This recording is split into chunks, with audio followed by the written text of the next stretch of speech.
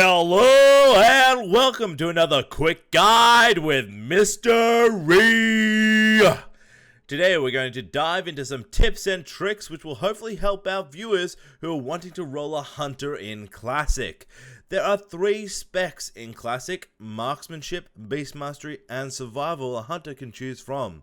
Now, Beast Mastery is very good for leveling, Marksmanship is very good for endgame PvE, and well, that leaves Survival for your PvP. Now, there are a lot of few hybrid talents out there and trees you can look at, but otherwise, I would pretty much stick to Beast Mastery as your first step into the Hunter, because survivability is so important by leveling.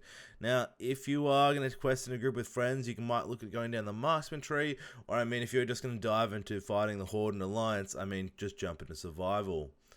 Now, pets are a big part of our class, and when going Beast Mastery, your major damage comes from that pet, so picking one can be a bit tricky. Now, cats actually deal the most damage because of their extremely high attack speed, so the sooner you get one, the better. Boars are kind of good for PvP because they're an instant charge, and wolves become kind of your late game pet because they give out a howl. That howl grants attack power, so it might not individually boost your DPS, but if you have a whole raid of warriors, shamans, and that howl goes off, you're increasing your raid damage significantly, so it is definitely worth the change to a wolf. Now, you could mess around with other pets like gorillas and wind serpents and scorpions, but it just won't be able to compete with the cat's raw damage. That attack speed will help generate more threat. It will help with do more damage. Cats are just the way to go, I'm finding, in the Classic. Petopia is a really good website I use gives you a good breakdown of all the different pets, and it also provides you a whole list of different temple pets and what level they learn a different skill. Now, remember in the last video we talked about pet skills and how they're like a class. They need to learn the different ranks. So a low level cat will start with a level 1 claw, but a 35 level cat will start with a rank 4 claw.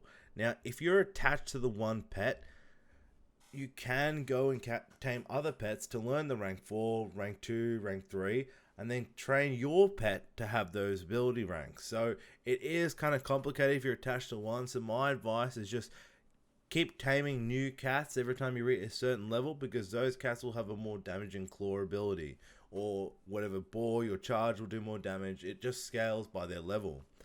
The last part I want to talk about is attack power versus agility. Now, it's pretty hard in Classic to justify, is intellect better, is spell power better, and with the Hunter class, I found attack power versus agility. Now, I've done a bit of research, and what I can seem to find is attack power is good early, and agility only really comes into effect and scales well because of your crit, which comes much later to when you're in 60 in the end game. So early on, if you've got an item that gives attack power, that outranks agility. Now, Hunter's been a really fun class, and so far I cannot wait to jump into that late game. So hopefully these quick tips around will help you decide to play Hunter. As always, I've been Mr. Ree. Please hit a comment below and hit me a like, and come visit me at twitch.tv/Mr. Ree.